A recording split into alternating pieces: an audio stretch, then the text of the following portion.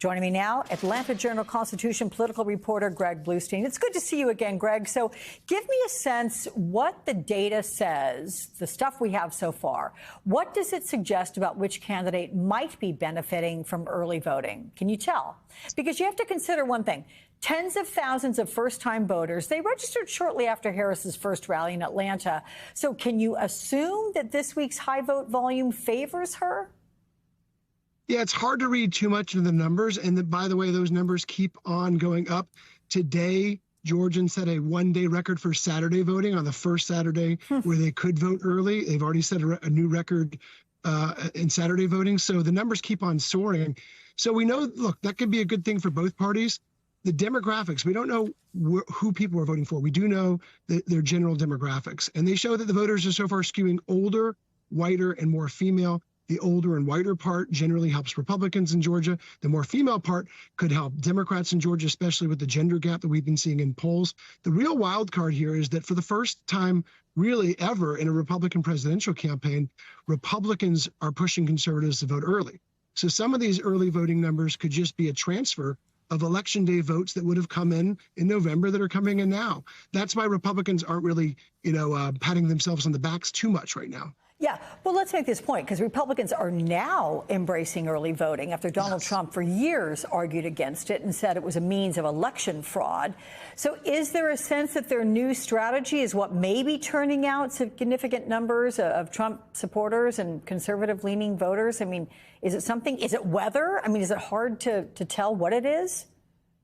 You're exactly right. I mean, Trump denigrated the early vote for so long, even as local officials who kind of slapped their forehead saying, why is he doing that? It's hurting Republican turnout. Meanwhile, Democrats, Stacey Abrams, Jon Ossoff, Raphael Warnock, they were all embracing early voting. And basically, Democrats would build a giant lead.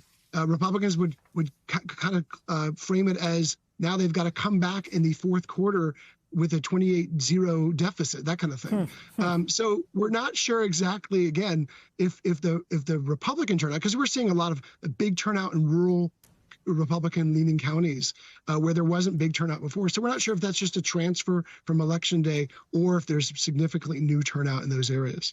Here's something we do know, because you share a byline on a recent article saying that the two key questions keeping the campaigns up at night are whether enough black men will turn out for Harris and whether swing voters will break for Trump. So what can you, Greg, tell us about how the two campaigns are doing as they try to win over these important demographics? Yeah, this is a huge concern for both candidates. Let's start with black men. Harris is polling about 75% overall in Georgia among black voters. That seems like a high number. It is a high number, but then you have to consider that Joe Biden won about 88% of the black vote in Georgia, and that other recent Democratic statewide candidates have gotten in the 90s. So Democrats really want her, of course, up towards the Biden level, even higher. Right now, the Democratic folks here in Georgia, the leading figures, they're not so worried about leading that support to Donald Trump. They're more worried about apathy. So they don't see it as a battle between Trump and Harris for black voters. They see it as a battle between Harris and the couch for black voters. And our polls back that up. Trump is in the single digits among black voters in AJC polls, but there's a significant number of black voters, double digits, that are still undecided.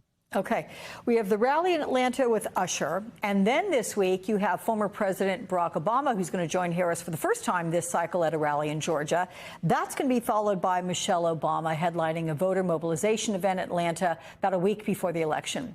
How much do you think the Obamas appearing with Harris will boost turnout among undecided or disaffected voters? Yeah, that's the goal. I mean, the rally that I'm sitting outside of right now is in South Atlanta, a very heavily Democratic part of the state. We're not sure where Barack Obama will rally at, but I'm assuming it's going to be somewhere in Atlanta. Again, areas where they're just Democrats are trying to turn out drive up that turnout. And as you know, both the Obamas remain very potent political forces, not just with Democrats, but with independents as well. And the hope is that they can help, for Democrats, the hope is that they can help drive out a younger, more diverse voter base so they don't have to rely on heavily Election Day turnout. Yeah, okay. Greg Bluestein, have a good time at the rally tonight. We'll look for your byline in the Atlanta Journal-Constitution tomorrow. Thank you.